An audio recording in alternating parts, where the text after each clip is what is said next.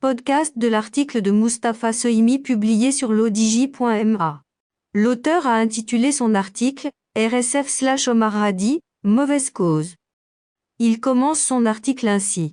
L'Association Reporters sans frontières, RSF, continue donc dans son hostilité à l'endroit du Maroc. La voilà qui dans son agenda des prochaines semaines, le 12 décembre, dévoile déjà la liste des nominés 2022.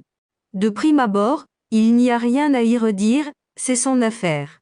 Une quinzaine de journalistes et de médias ont été ainsi sélectionnés à travers le monde, dans les 3 catégories du prix RSF, le courage, l'impact et l'indépendance. Celle-ci a retenu la chaîne de télévision privée afghane Tolo News, et des journalistes, Lady Ensal, Philippines, Betty Kambayo, Libéria, Bolo Temirov, Kirghizistan, et l'auteur poursuit son article ainsi. Omar Hadi, Maroc.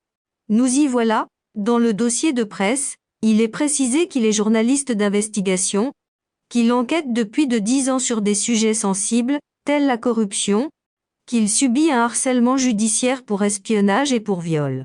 En somme, lors des jugements qui l'ont condamné, il n'aurait pas bénéficié des conditions d'un procès équitable. Qu'en est-il au vrai? Le 4 mars dernier, ce journaliste était condamné à 6 ans de prison ferme dans une double affaire d'espionnage et de vol. Un arrêt de la Cour d'appel de Casablanca a ainsi confirmé le jugement en première instance.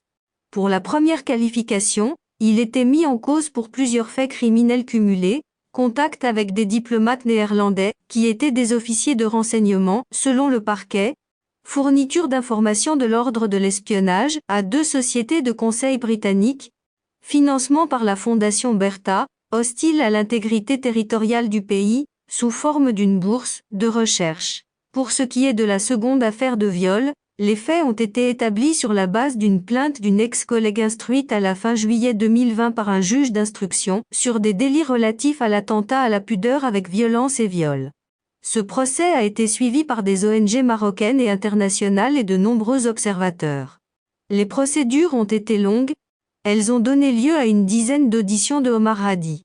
Toutes les voies de recours ont été utilisées et épuisées. L'auteur précise ainsi.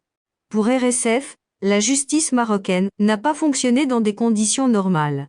Son secrétaire général, Christophe Deloire, présent à Casablanca, lors de ce procès, c'est même un déni, le journaliste n'étant en fait poursuivi que pour ses écrits. Plus encore, il n'est resté qu'une petite heure, et n'a pas voulu recevoir les victimes des crimes poursuivis. Lors d'un point de presse, il s'est même permis d'adresser une lettre à Sa Majesté le Roi, pour lui demander d'éviter la mort d'un homme, de l'irrespect, une méconnaissance crasse de l'indépendance de la justice garantie par Constitution de 2011, article 107.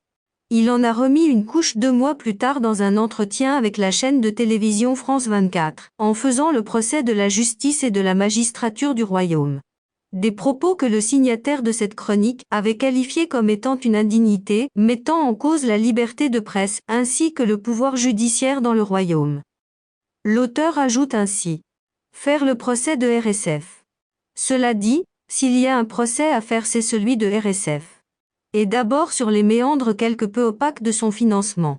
Une journaliste américaine, Diana Barahona, dans le quotidien Northern California Media Guild, a conclu à cet égard à des financements sans frontières, couvrant pêle-mêle, la NED, National Endowment for Democracy, l'USAID, les grands groupes vénézuéliens du milliardaire Gustavo Cisneros, le Center for Afri-Cuba, fondé par les anticastristes de Miami. Un livre a été écrit sur la liaison entre RSF et les milieux néoconservateurs américains même par Maxime Viva, la face cachée de Reporters sans frontières, de la CIA au faucon du Pentagone, édition Aden, 2007, 266 p. Un dossier éclairant sur des fréquentations douteuses, des financements honteux, des hargnes sélectives, des indulgences infondées, des tentatives de dissimulation et tant de manipulation.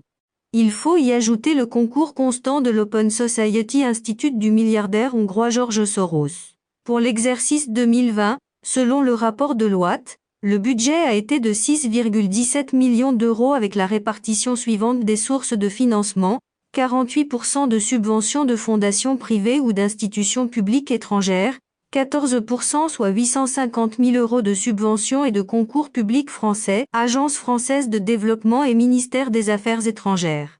RSF ?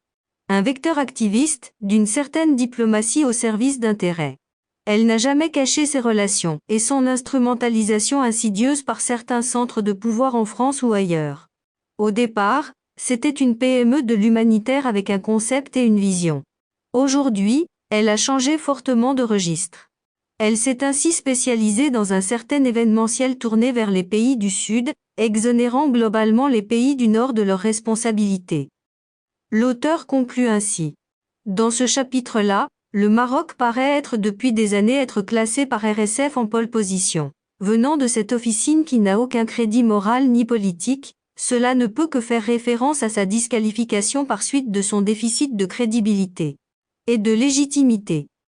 Rédigé par Mustapha Sohimi, élu par l'intelligence artificielle de l'ODJ Media.